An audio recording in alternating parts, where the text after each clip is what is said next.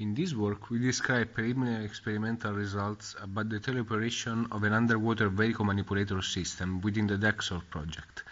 Its goal is to develop a system able to perform underwater operations using a novel paradigm that allows the far-distance teleoperation of an ROV via satellite communication. Let's see how it works. A crew will take the DexROV robot to sea and deploy it in the water at its working location. The robot will use perception techniques based on stereo vision to generate a 3D model of the environment and send it back to the operators at the onshore control center. Since most operators are now on land, the number of crew at sea is reduced. When using a satellite to communicate with a vehicle, there are communication delays caused by the distance the signals must travel between the operator and the vehicle. The robot will continue to perform autonomously even if the signal is delayed or interrupted for several seconds or minutes. In the onshore control center, the operator will interact with the DexROV robot through multiple virtual reality displays, touch screens and joysticks.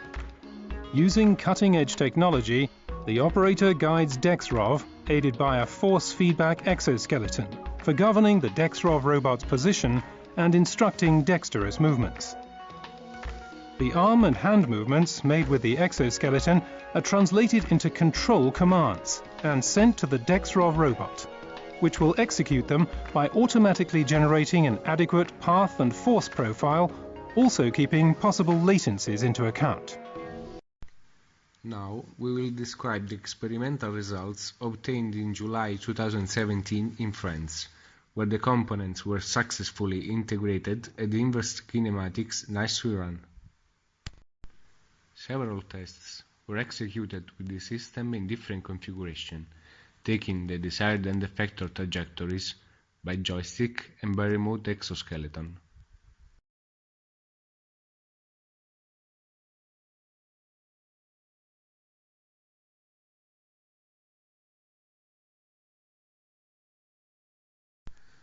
We used the set-based task priority inverse kinematics algorithm able to handle singularities, allowing to set different constraints, for example, the joint limits.